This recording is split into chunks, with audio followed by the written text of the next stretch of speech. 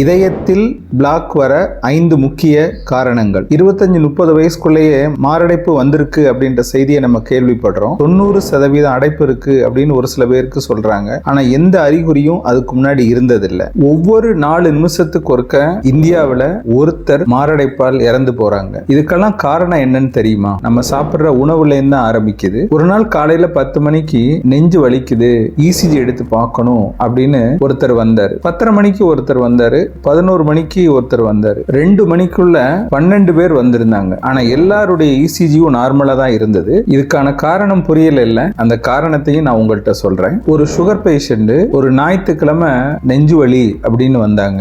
ECG எடுத்து பார்த்தோம், ECG வந்து நார்மலா இருந்துச்சு. ஆனா 3 வாரமா அடுத்த ஞாயிற்றுக்கிழமை மறுபடியும் வந்தாரு, நெஞ்சு வலி இருந்தது. அதுக்கடுத்த ஞாயிற்றுக்கிழமை வந்தாரு, அப்போ நெஞ்சு வலி, இசிஜி நார்மல். இந்த மாதிரி 3 வாரம் அவருக்கு நெஞ்சு வலியோட வந்தாரு. வந்தது எல்லாமே ஞாயிற்றுக்கிழமை. அதற்கான காரணத்தையும் நான் உங்கள்கிட்ட விரிவா சொல்றேன். இது ஒரு முக்கியமான வீடியோ, அதனால இந்த வீடியோவை ஆரம்பத்திலேருந்து முடிவு வரைக்கும் ஸ்கிப் பண்ணாம பாருங்க. எங்க சேனல்ல மருத்துவ அறிவியலை அடிப்படையாக கொண்டுதான் ஒவ்வொன்றையும் பேசுறோம். அதனால எங்க சேனலை சப்ஸ்கிரைப் பண்ணி பாருங்க. உங்க நண்பர்கள் உறவினர்களுக்கும் ஷேர் பண்ணி சப்ஸ்கிரைப் பண்ணி பார்க்க சொல்லுங்க. இப்ப நம்ம காமனா கேள்விப்படுற விஷயம், அவருக்கு இதயத்துல அடைப்பு வந்துருச்சு, ஸ்டண்ட் போட்டிருக்காரு அல்லது ஆபரேஷன் பண்ணிட்டாங்க அப்படின்னு சொல்லுவாங்க. இது ஏன், இது எதுக்காக, எப்படி பண்றது அப்படிங்கிறதையும் விரிவா பேசுவோம். இதெல்லாம் பேசுறதுக்கு முன்னாடி இதயத்துல அடைப்பு வர்றதுக்கு 5 மிக முக்கியமான காரணங்களை உங்கள்கிட்ட நான் சொல்ல போறேன். நான் டாக்டர் மணிவண்ணன், காரைக்குடியில ஸ்ரீ பார்வதி சக்கரை நோய் மருத்துவமனை என்ற பெயரில் மருத்துவமனை நிறுவி கடந்த 35 வருஷமா நடத்திக்கிட்டு வரோம். இன்னைக்கும் ஆயிரக்கணக்கான சர்க்கரை நோயாளிகள் எங்க மருத்துவமனைக்கு வந்து வைத்தியம் பண்ணி நல்ல உடல் நலத்தோட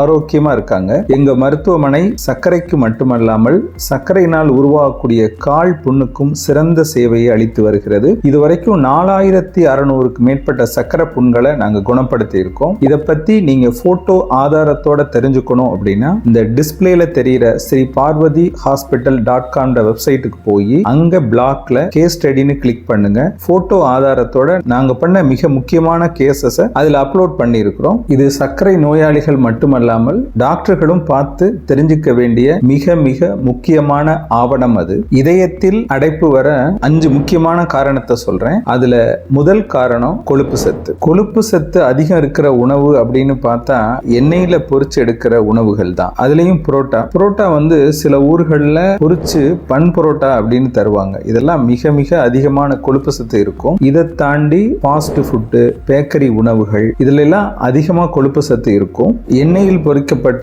அசைவ உணவுகள், இதெல்லாம் கொஞ்சம் கொஞ்சமா நம்ம ரத்தத்துல எல்டிஎல் கொலஸ்ட்ராலை அதிகப்படுத்துது. பெரும்பாலும் கடை வச்சிருக்கவங்க நைட்ல வீட்டிலேயே சாப்பிட மாட்டாங்க. அப்படியே வர்றப்ப ஒரு 5 புரோட்டா வாங்கி ஒரு சிக்கன் பொரிச்சது வாங்கி அப்படியே ஊத்தி பிச்சு போட்டு சாப்பிட்டு வந்துருவாங்க. இவங்கெல்லாம் கொஞ்சம் கொஞ்சமா தன்னுடைய கொழுப்பு சத்தை உடம்புல சேர்த்துக்கிட்டே வர்றாங்க. இவங்களுக்கெல்லாம் மாரடைப்பு வருவதற்கான சாத்தியக்கூறுகள் அதிகமா இருக்கு. இதை பத்தி விரிவா நான் நோய்களின் தாய் அப்படின்ற பெயர்ல ஒரு புத்தகம் எழுதியிருக்கிறேன். இந்த புத்தகம் உங்களுக்கு வேணும்னா இந்த டிஸ்பிளேல தெரிகிற நம்பருக்கு போன் மூலமாகவோ அல்லது வாட்ஸ்அப்ல புக் வேணும் மெசேஜ் அனுப்பிச்சோ நீங்க இந்த புத்தகத்தை கொரியர் மூலம் பெற்றுக்கொள்ளலாம். இரண்டாவது காரணம் உடல் உழைப்பே இல்லாத வாழ்க்கை முறை. முன்னாடி எல்லாம் வெளியில கடையில போய் சாமான் வாங்குவோம், பக்கத்துல உள்ள இடத்துக்கு நடந்து போவோம். இப்ப அந்த பழக்கம் எல்லாம் மாறிடுச்சு. போன் பண்ணா வீட்டுக்கு காய்கறி வந்துருது, கீரை வந்துருது, சாப்பாடே வந்துருது. அதனால எல்லாமே வீட்டுக்குள்ள ஹோம் சர்வீஸ் நிலையை நோக்கி நம்ம கொஞ்சம் கொஞ்சமா நகல்றோம். ஒரு சோம்பேறித்தனமான வாழ்க்கை முறையை நோக்கி இந்த உலகம் நம்மளை நகர்த்துது. அப்புறம் வீட்டை விட்டு இறங்கினாலே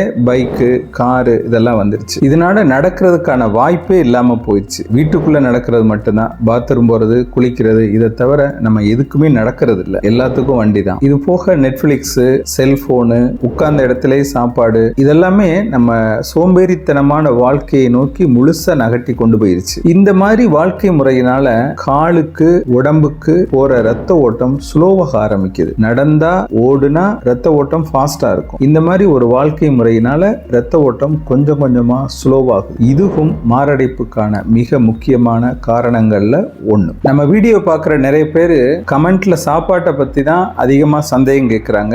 இப்போ உங்களுக்கு சந்தேகம் இருந்தா கமெண்ட்ல பதிவிடுங்க, நான் பதில் சொல்றேன். மூன்றாவது காரணம் வந்து தூக்கமின்மை மற்றும் மன அழுத்தம். நைட்ல தூங்குறதே இல்லை, செல்போனை நோண்டிக்கிட்டே இருக்கிறது. அது 12 மணியா 1 மணியா 2 மணி வரைக்கும் செல்போன் பார்க்கிறது. இது குறிப்பிட்ட காலம் பார்த்துக்கிட்டே இருக்கிறப்ப அதுவே ஒரு பழக்க பழக்கமா மாறி 2 மணிக்கு தான் தூக்கம் வரும் அப்படின்ற ஒரு நிலைமை வந்துடும். ஒரு மனுஷனுக்கு குறைஞ்சது 6 to 7 மணி நேரம் தூக்கம் அவசியம். இது போக மன அழுத்தம், முக்கியமா பெண்களுக்கு மன அழுத்தம் அதிகமா வரும். அதுக்கு காரணம் உறவுகள். கல்யாண சீசன் வந்துட்டாலே நிறைய நெஞ்சுவலி பேஷண்ட நான் பார்க்கிறேன். காரணம் அதை செய்யல, இதை செய்யல, அந்த குறை இந்த குறை அப்படின்னு சொல்லிட்டு மன உளைச்சலை கொடுத்துறாங்க. அவங்க அதை மனசுக்குள்ள ஏத்திட்டு நெஞ்சுவலியோட ஹாஸ்பிட்டலுக்கு வர்றாங்க. அப்புறம் ஒரு டென்ஷன். இந்த ஒர்க் டென்ஷன் வேலையை குறிப்பிட்ட நாள்ல முடிக்கணும், ஒரு இலக்கு வச்சு செயல்படுறதுனால அது பெரிய மன அழுத்தத்தை கொடுக்குது. அடுத்து 4வது முக்கிய காரணம் புகைப்பிடித்தலும் மது அருந்துதலும். ஒருத்தர் சிகரெட் பிடிக்க ஆரம்பிச்சிட்டா நிச்சயம் 10 வருஷம் கழிச்சு அவருக்கு மாரடைப்பு வருவதற்கான சாத்தியக்கூறுகள் இருக்கு. மாரடைப்பு வந்த நோயாளிகள்ல 15% பேர் சிகரெட் பிடிக்கிறவங்கள தான் இருக்கிறாங்க. சிகரெட்ல உள்ள நிக்கோட்டின் அப்படின்ற ஒரு பொருள் நம்ம ரத்தத்துல போய் கலந்து அதுதான் மாரடைப்புக்கு காரணமா இருக்கு. அடுத்த 5வது மிக முக்கியமான காரணம் சர்க்கரையும் பிரஷரும். சர்க்கரை நோயாளியோட மரணங்கள்ல 30% மரணங்கள் மாரடைப்பால் ஏற்படுகிறது. அதுலயும் முக்கியமா வலி இல்லா மாரடைப்பு. பேஷண்ட்டுக்கு சர்க்கரை கட்டுப்பாட்டுல இல்லைன்னா காலில் எப்படி உணர்வு இருக்காதோ அதே மாதிரி நெஞ்சு வலி வந்தாலும் அவங்களுக்கு உணர்வு இருக்காது. வலி இல்லாம இருக்கிறதுனால அவங்க ரொட்டீனா அவங்க பார்க்குற வேலையை பார்த்துக்கிட்டே இருப்பாங்க. இதனால இருதயத்துக்கான சுமை அதிகரிச்சு இந்த வலியை உணராம இருக்கிறதுனால அவங்களுக்கு உயிருக்கு ஆபத்து வருது. அதுக்கடுத்து பிரஷர், அதாவது ரத்த கொதிப்பு. இதுவும் சர்க்கரையை போல ஒரு சைலண்ட் கில்லர் தான். நிறைய பிரஷர் பேஷண்ட் எனக்கு பிரஷர் இருக்குன்னு டாக்டர் சொல்லிட்டாங்க அதனால மாத்திரை போட்டுக்கிறேன் அப்படின்னு சொல்லி போட்டுக்கிட்டு இருப்பாங்க. ஆனா அது தவறு. ஏன்னா மாரடைப்பு வந்த நோயாளிகளை நாங்க பிரஷர் செக் பண்ணி பார்க்கறப்ப வர்றப்ப 220 240 எல்லாம் இருக்கு. ஆனா நார்மலா இருக்க வேண்டியது 120-80 தான். அப்ப இதுல இருந்து என்ன தெரியுது அப்படின்னா அவங்க மாத்திரை போடுறாங்க ஆனா மாத்திரை அவங்களுடைய பிரஷரை கட்டுப்படுத்த. அப்ப நம்ம என்ன செய்யணும்? ஒரு 3 மாதம், குறைஞ்சது ஒரு 2 அல்லது 3 மாசத்துக்கு ஒருக்க டாக்டரை பார்த்து நான் சாப்பிடுற மாத்திரைக்கு பிரஷர் கட்டுப்பாட்டுல இருக்கா, மாத்திரையில எதுவும் மாற்றம் பண்ணணுமா அப்படின்னு பார்த்துக்கணும். பெரும்பாலான நோயாளிகள் இதை செய்யறதே இல்லை. ஒரு சில பிரஷர் பேஷண்ட் மாத்திரை சாப்பிடுறது இல்லை. அதுலயும் என்கிட்ட வர்றப்ப என்ன பிரஷர் கூட இருக்கு மாத்திரை சாப்பிடுறது இல்லையா அப்படின்னு கேட்டா இல்ல சார் நான் ஏதாவது நான்வெஜ் சாப்பிட்டா மாத்திரை போட்டுக்கிருவேன் அப்படின்னு சொல்லுவாங்க. இதுக்கும் தவறு. பிரஷர் மாத்திரை சர்க்கரை மாத்திரை மாதிரி தான், தொடர்ச்சியா சாப்பிடணும். மாரடைப்போட அறிகுறிகள் அப்படின்னு பார்த்தோம்னா நெஞ்சில திடீர்னு ஏற்படுற வலி, அந்த வலி இடது கையில பரவும், சில பேருக்கு கழுத்துலையும் அந்த வலி பரவும், முதுகுக்கு பின்னாடியும் வலி வரும், சில பேருக்கு சடனா ஒரு வாந்தி வரலாம், தலை சுத்தல் இருக்கும், மயக்கம் வரும். சுகர் பேஷண்ட் இந்த வலியை கூட உணராம இருக்கலாம். சில பேருக்கு தொடர்ச்சியான வேர்வை இருந்துகிட்டே இருக்கும். இதெல்லாம் மாரடைப்போட அறிகுறிகள். ஒரு சுகர் பேஷண்ட் ஞாயிற்றுக்கிழமை நெஞ்சு வலி வருது அப்படின்னு சொல்லி ஆரம்பத்துல சொன்னேன் இல்ல, அந்த பேஷண்ட் 3 வாரம் வந்தாங்க. 3 வாரமும் நெஞ்சு வலியோட தான் வர்றாங்க. வர்றப்ப இசிஜி எடுக்கிறோம், இசிஜி நார்மல்.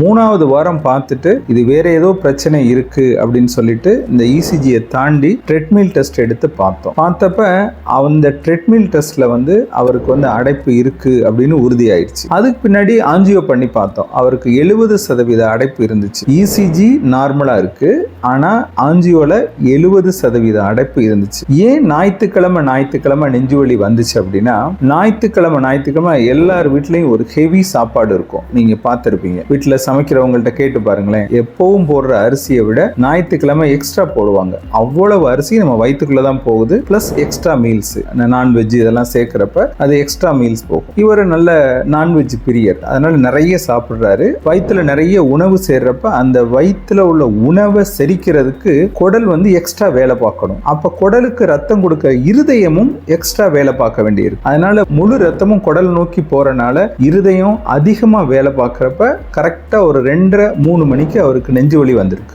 ஸ்டென்ட் எல்லாம் போட்டு இரத்த குழாயோட அடைப்பை சரி செய்யப்பட்டது. அதுக்கு பின்னாடி நாங்க தெளிவா சொன்னது என்னன்னா, இந்த மாதிரி ஹெவி மீல்ஸ் எடுத்துக்காதீங்க, ஒரு அரை சாப்பாடே இருக்கட்டும் அப்படின்னு சொல்லியிருந்தோம். அதையும் அவர் குறைச்சிக்கிட்டாரு. அதுக்கு பின்னாடி அவருக்கு நெஞ்சு வலியே வரல, இப்ப நல்லா இருக்கிறார். வித்தியாசமான பிரச்சனைகள்லாம் நான் பார்த்துருக்கிறேன். மாரடைப்பு வராம நம்ம தடுக்கணும் அப்படின்னா சர்க்கரையை கட்டுப்பாட்டுல வச்சுக்கோங்க. பிரஷர் இருந்தா கரெக்டா மாத்திரை சாப்பிட்டு உங்க பிரஷர் கரெக்டா இருக்கான்னு டாக்டர்கிட்ட செக் பண்ணிக்கிறங்க. கொழுப்பு சத்துக்கும் மாத்திரை அவசியம் போடுங்க. கொழுப்பு கொழுப்பு சத்துள்ள உணவை தவிர்த்துருங்க, ஸ்மோக் பண்றத நிறுத்திடுங்க, மது பழக்கம் வேண்டாம், தினசரி ஒரு அரை மணி நேரம் நடங்க. இப்படி நடக்கிறதுனால உங்க இருதயம் கொஞ்சம் நல்ல வேலை செய்ய ஆரம்பிக்கும். அப்பதான் உங்க இருதயம் பலமா மாறும். வருஷத்துக்கு ஒரு தடவை ஒரு உடல் பரிசோதனை செஞ்சுக்கோங்க. இதை ஞாபகம் வச்சுக்கிற மாதிரி ஒரு சின்ன டிப்ஸ் சொல்றேன். உங்க பர்த்டே வருது, அந்த பர்த்டே வந்தோன்னே எல்லாரும் கோயிலுக்கு போவோம், சாமி கும்பிடுவோம், அதெல்லாம் ஓகே. அதுக்கு அடுத்த நாள் அல்லது அந்த வாரம் உங்க ஹெல்த் செக்அப் வருஷத்துக்கு ஒரு தடவை பண்ணணும் அப்படின்னு ஒரு தீர்மானம் எடுத்துக்கோங்க. 2000 வருஷத்துக்கு முன்னாடி நம்ம தமிழ் மரபில் தோன்றிய ஆன்மீகத்தையும் அறிவியலையும் இணைத்த திருமூலர் தனது 725வது பாடல்ல என்ன சொல்லி இருப்பார்னா, உடம்பை காக்கின் ஒளிதனை உணர்வர், உடம்பே தெய்வம் என கூறினார். அந்த தெய்வத்தை, அந்த கோவிலை நீங்க காப்பாற்றணும்னா வருஷத்துக்கு ஒரு முறை உங்கள் உடலை பரிசோதனை செய்து கொள்ளுங்கள். Prevention is better than surgery or stent. ஒரு நாள் காலையில 10 மணிக்கு ஈசி எடுக்க வந்தாங்க, 2 மணிக்குள்ள 12 பேர் எடுத்திருந்தாங்க அப்படின்னு இந்த வீடியோவோட ஆரம்பத்துல நான் சொல்லியிருப்பேன். என்ன நடந்ததுன்னா, காரைக்குடியில ஒரு ஃபேமஸான ஹோட்டல், அந்த ஹோட்டலுடைய ஓனர் பயங்கர ஹார்ட் ஒர்க்கர். காலையில 4-4:30 கடை திறந்துருவாரு, நைட்டு 11 மணி வரைக்கும் உழைப்பு. உடம்பெல்லாம் பெருசா பார்த்துக்கிட்டது கிடையாது, நல்ல மனுஷன். அவருக்கு ஒரு காலையில ஒரு 8 மணி போல அங்க கடையில இருக்கிறப்பவே ஒரு மாரடைப்பு அந்த ஸ்பாட்லேயே அவர் இறந்துட்டார். அவருக்கு ஏற்கனவே சர்க்கரை இருந்தது. ரொம்ப பிரபலமான ஆள் அவரு. இதை கேள்விப்பட்டோன்னா பக்கத்து கடையில இருக்கிறவங்க எல்லாருக்குமே ஒரு பயம் வந்துருச்சு. நம்ம இசிஜி பார்க்கணும் அப்படின்னு சொல்லிட்டு காலைல 10 மணிக்கும் 10:30க்கு 11 மணிக்கு அந்த மாதிரி 2 மணிக்குள்ள 12 பேர் வந்தாங்க. எனக்கு 8வது ஆள் 9வது ஆள் வந்த பின்னாடி தான் இது என்ன காரணம் அப்படின்னு நினைச்சு உங்களை கூப்பிட்டு விசாரிக்கிறப்பதான் இந்த சம்பவமே எனக்கு தெரிஞ்சது. இதே மாதிரி ஒரு நிகழ்வு நடிகர் விவேக் இறந்தப்பவும் வந்தது. அவர் மாரடைப்பால் இறந்த அன்னைக்கும் 4-5 பேர் இசிஜி எடுக்க வந்தாங்க. இது மாதிரி ஒரு பயம், ஒரு பிரச்சனை வந்த பின்னாடி இசிஜி எடுத்து நம்ம இருதயம் நல்லா இருக்கு அப்படின்னு பாக்குறத காட்டிலும் இந்த மாதிரி ஹெல்த் செக்அப் பண்ணி உங்க உடம்ப நல்லா பார்த்துக்கோங்க. இந்த வீடியோட ஃபர்ஸ்ட் கமெண்ட்ல தமிழ்நாட்டின் தலை சிறந்த 2வது மருத்துவமனை அப்படின்ற பேர்ல ஒரு வீடியோ இருக்கு, அதையும் போய் பார்த்து தெரிஞ்சுக்கோங்க. அக்கறை காட்டினால் சர்க்கரை குறையும்.